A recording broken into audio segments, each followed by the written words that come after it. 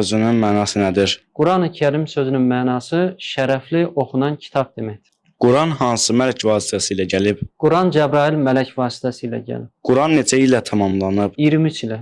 Quran peyğəmbərdən sonra nə vaxt kitab halına gəlib? 6 ay sonra kitab halına gətirilib. Quran neçə səhifədən ibarətdir? 300 səhifədən ibarətdir. Quranda neçə surə var? Quranda 114 surə vardır. Quranın ilk surəsi hansıdır? Quranın ilk surəsi Alaq surəsidir. İlk ayəti hansıdır? İqra, oxu ayətidir. Quranda neçə ayət var? Quranda 6236 ayət var. Ayət nə deməkdir? Ayət cümlə mənasındadır. Quranın qəlbi hansı surədir? Quranın qəlbi Yasin surəsidir. Qoruma surələri hansılardır? Fələq və Nas surələridir. Quranın ən son surəsi hansıdır? Ən son surəsi Nas surəsidir. Quranda Bismillahirrahmanirrahim ilə başlanmayan surə hansıdır? Tövbə surəsidir. Quran kitab şəklinə gəlib. Xeyr, ayət-ayət, cümlə-cümlə nazil olub. Quranda neçə dəfə Bismillahirrahmanirrahim